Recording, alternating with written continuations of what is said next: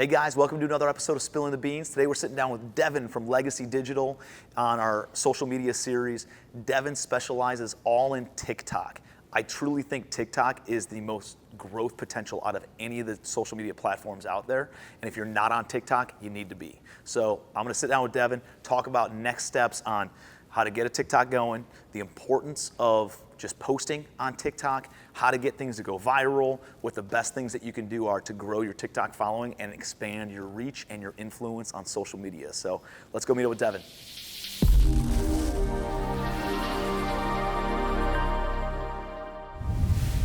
Devon, hello, high fives. Hello.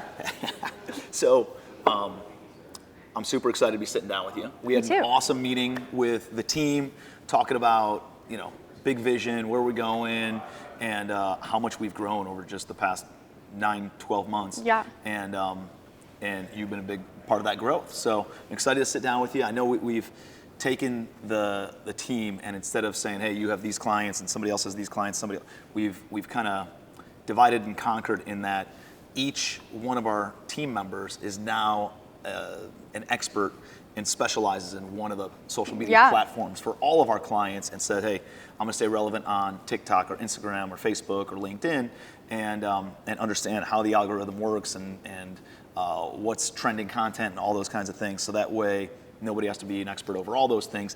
Just be very, very niched. And you are the expert on TikTok. I am. So we're gonna dive into this. We're gonna dive into it hard. But first, I want to know, share me a little bit about your background. How'd you get into social media, and tell me about how you got connected with Legacy Digital and Q. So I am originally from Austin, Texas. I just graduated from the University of Arkansas in May. So I'm 22 years old. I found... Seems like a perfect age for somebody who should be specializing in TikTok, right? No, yeah, it definitely makes sense. And it's hard to be a jack of all trades. So I'm glad that we split it up like that. It gives you something to focus on that I can really excel in. And that's kind of like why I wanted to get started in social media, was because of TikTok. I found this job, and at first it was just an internship, and I moved my whole life out here. I graduated from college, immediately came here, forced my boyfriend to move here with me, made him get a job, and it was just an internship. I had I had no guarantee that this was going to become a full-time thing, so I was kind of just risking it, and it worked out. A few weeks later, it came into a full-time job, and here I am. So what happened? Were you in social media? What was your major? Where did you learn a little bit about social media and just doing your own stuff? I majored in marketing, but I also did social media for just companies that I worked with. I've had a job since my freshman year of high school. Everywhere that I've worked, I've done their social media, even when it wasn't necessarily that big of a thing. And when TikTok came out, I worked at a boutique, and so I started making reels and videos, and they went absolutely wild for it. And we grew a bunch of followers from it. And I was like, okay, this is a great way for businesses to make money and just get yourself out there. I mean, I went to school in Fayetteville, Arkansas. There's 5 people in that town, and it still did really well. So it kind of just shows that no matter how small your business is, social media can take it to 100 times what you think it could. It's you get to get exposure to places. If you've never been to Fayetteville, Arkansas, then guess what? You don't know that business even exists. Right. But if you're on social media and you live in Austin, Texas, or you live in San Diego, California, you can know that business exists, and you get exposure to these other markets. I have friends across the entire country and even the world where I can go and grab coffee or lunch or I don't know, a beer with somebody, no matter where I am in the entire country, because of social media. Absolutely, yeah. Right? It's such a powerful tool if it's used to create, not necessarily to consume, but from a business perspective, and if you're intentional, I think you can do some pretty amazing things with it. And from a business perspective, you're oh wow, I thought people just had fun on this, and then you realize there's some real marketable side of social media where it's a really, really profound and powerful tool if used the right way. Absolutely. So I majored in marketing, and what's cool about marketing nowadays is all of the curriculum is so different from probably how it was 10 years ago. Everything is so different, and so I feel that's kind of where I get my credibility from, is I just graduated from these classes, so all of that is still very fresh on my brain, and using that information, I'm okay, wow, I'm actually using my degree to further my career and help our clients as well, which is really nice to know that your degree paid off in that way. But making a difference. So you came here, started work with the Legacy Digital team. Yeah. You initially, I want to kind of like sidetrack it for a second, but like, what are most people, most college graduates, what direction are they going in right now? Are most of them finding a job? Are most of them willing to move across the country for a potential internship that could turn into a job? Do you feel like, because I feel like you're very different than a lot of the other people that I've worked with or hired out of college. Yeah. And like they don't have anything to compare it to, so they don't know how kind of good they have it. Yeah. And you seem very appreciative of like, this is a really cool setting and you got some flexibility, but you're still a really hard worker. You don't take advantage of it, of like, you don't overly take advantage of it, right? Like you can work from home and but you're like, I get my shit done, I get my work done. I feel like that's not a common trend and a common personality trait, behavioral trait with a lot of people who graduate from college. Like, I don't know, what would you tell somebody who's in college who's looking for a new opportunity? You're right. I mean, it's really not. And I always knew that I didn't just want a 9-to-5 job where I was just sitting at a desk and not really using any of my creativity. Like, I absolutely knew that wasn't for me. And it was really hard to find a job that was going to allow me to like bring out my personality and my creativity and stuff like that. And I interviewed for so many jobs because I felt almost like pressured to, you know, once you start hearing about other people, they're like, oh, I got this big interview or I got a job at this sales company. You're like, oh, like I need to do that too. And going through those interviews was like awful. I hated it. It felt like they did not even get to know me. The second I hopped on my interview with Abby and Q, it was like instant, like just talking, just having so much fun together. Way more comfortable. I was so comfortable and I was genuinely so excited. I went and told all my friends, like my family, everything. I was like, if I don't get this job, like I will be very disappointed in myself because I loved them. Yeah. And I knew that if I didn't get it, I would actually be really sad about it. So yeah, my advice would just be like, go for what you want and like, don't just get a job because it's like, I have some friends right now that don't have a job yet. And I think that's great. I think it's honestly better to wait and find something that you're really gonna love rather than get stuck with a job just because you want to have one right off the bat. I think it's like there's a lot of wisdom in that. Right? There's so much social pressure of like going to the job fairs and having the interviews and all this goofy stuff when, like your senior year and you're like, and you're almost frantic and you don't want to be the one person who doesn't have a job and not look or perceive not having a plan. But the reality is like, you're going to find the thing that's right for you, right? Like, and just taking a job just to take a job is not a good, like, I keep on coming back to like core values and personal values and like the comfortability, right? Like you hop on a Zoom call and you see like Q is just so salt of the earth, just like easy to get along with and easy to have a conversation with and just kind of cut from the cloth that, I don't know, I was cut from. And so like, I just think it's easy for us to have a conversation. We don't have to make it too corporate-y or anything. It's like, what's going on? Here's what's good. Here's what's not working. Versus like, you always feel like you can't be genuine or authentic in a big business. Absolutely. You know? And I think that's powerful in a small company. And, it is, realizing that everybody's got the right work ethic. And we have a common vision and a common goal that we're moving towards. And still being able to be 100% authentic, especially on the social media world when, you know, I think we stand out because we are so genuine, because we are so authentic, and everybody else is so seemingly so fake. Right. So talk a little bit about TikTok. I want to kind of dive into the technical aspects. I didn't have a TikTok. When did we get a TikTok, Jed? When did we get it? Yeah, like 2 years ago. Did you have one before I started? No, I didn't have a TikTok before you started. March of 2021? Yeah. So about 2.5 years ago then, got a TikTok. And I thought it was just a bunch of moms dancing originally, that's right? the common thing. But it's moved heavily towards business. It has. Right? My buddy Ryan Pineda has like over 1 million followers, I think, on TikTok. And just talks about business stuff all the time. And he's just leaning heavier and heavier into it because it can scale more and quickly and at a higher volume than any of the other platforms. Is what seemingly what. So talk a little bit about why TikTok is relevant, why it's going to maintain relevancy, and then let's talk through some ideas on how people can grow their TikTok. TikTok for me, like in my opinion, is the biggest platform you can be on.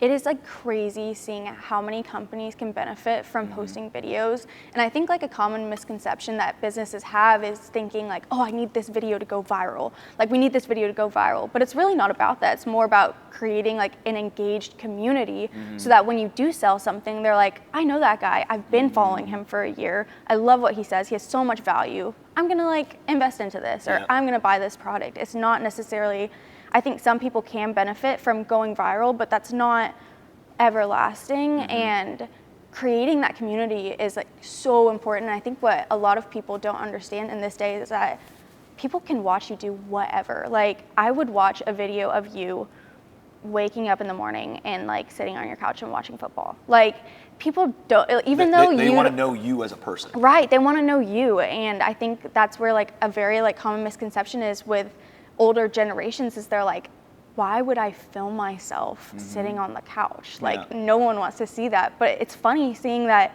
a lot of people are interested in the day-to-day life, and it's like that authenticity is where that's gonna like get you to The go. real people. Absolutely. I like that it's making a bigger pivot to that. Like Yes. the fakeness is kind of going away, and there's a lot more of like a day in the life. My kid's throwing a tantrum, right? Exactly.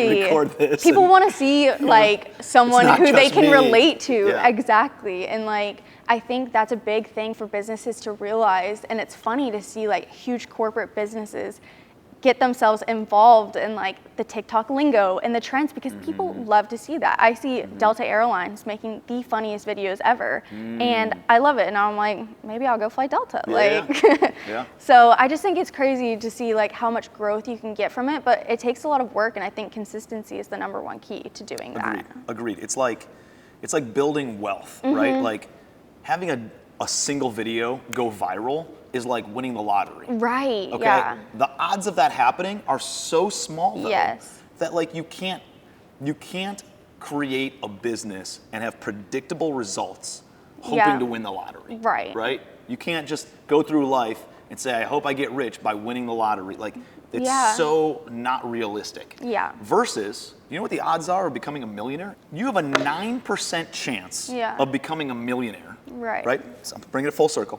You have a 9% chance of becoming a millionaire by making a deposit every day into your bank account. Right. And letting the wealth grow over time. Consistency over a long amount of time gives very predictable results of building wealth. Right. Why would that be any different in posting on social media? Exactly. Right? And I Like- think that's where like a lot of people get confused is they're like, I'm not seeing an instant ROI with this. Like I'm paying so much money and not getting anything back from it. But they don't realize that they're getting so much out of it, and it's gonna take time. I mean, no one can grow from 0 followers to millions in a year. You know what I mean? Yeah, It it's- takes so much time, and But it you can have to bring a lot of compound- value with it it can as well. compound so much faster than anything else. Yes. If you just, it's like, okay, hey, let me make a deposit into my Roth IRA of $7,000 a year. Yeah.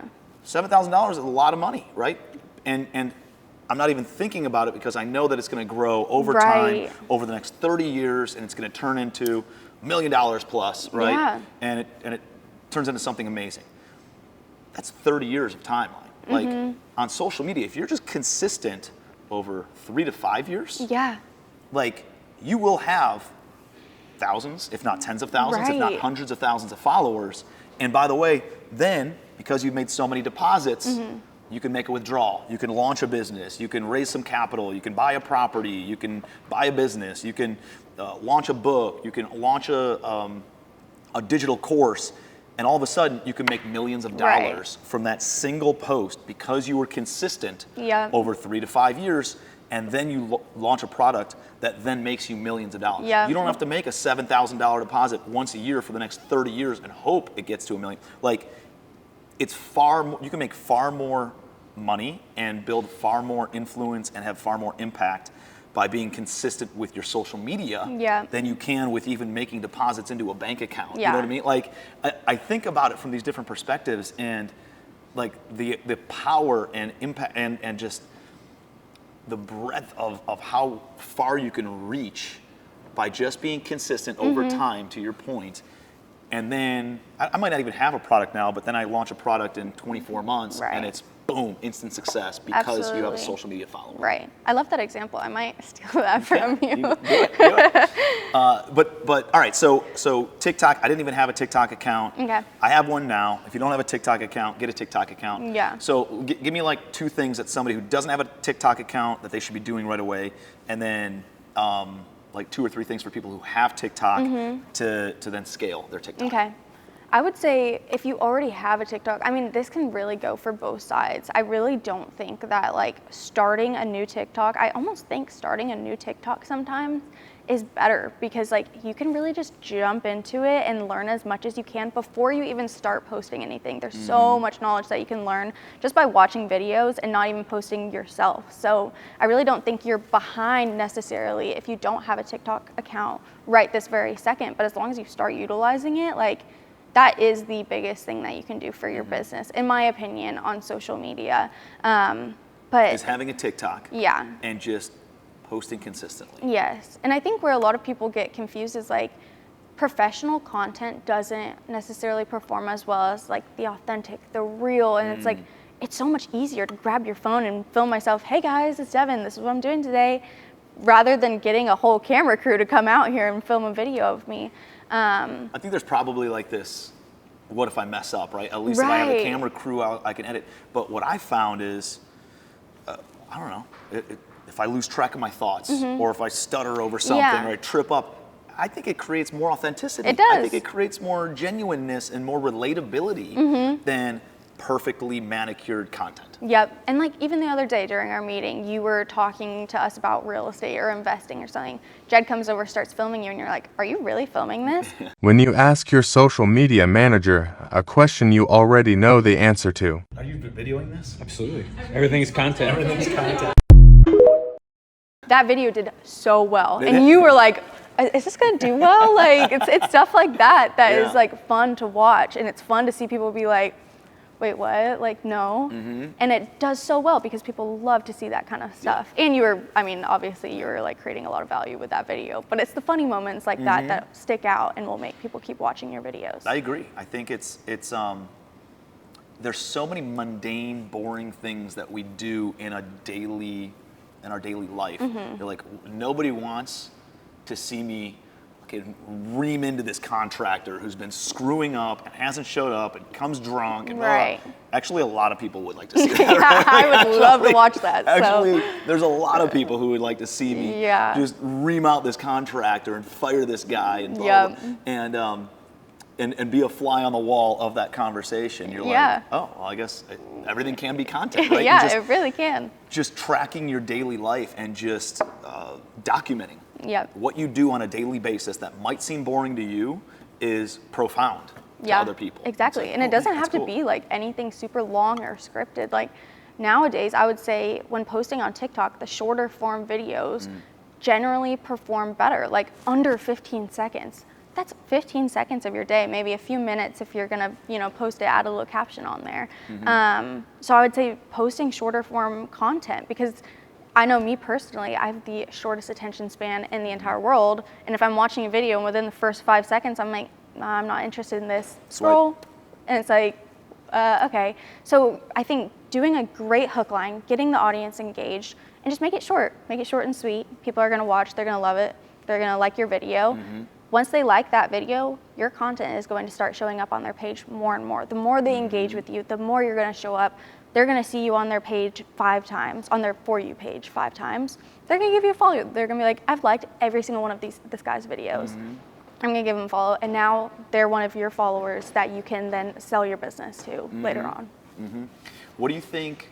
Do you think it's more important to have a big following or have a quality following, or like how do you do a little bit of both? Or like, I think a misconception for a lot of people, like for me anyways, it's like I want the biggest following possible. Right. I want to cast this big net, and what I've realized is I don't need a big following. Like I could transform an entire industry with a couple thousand followers. For sure, you know? absolutely. And I think that's.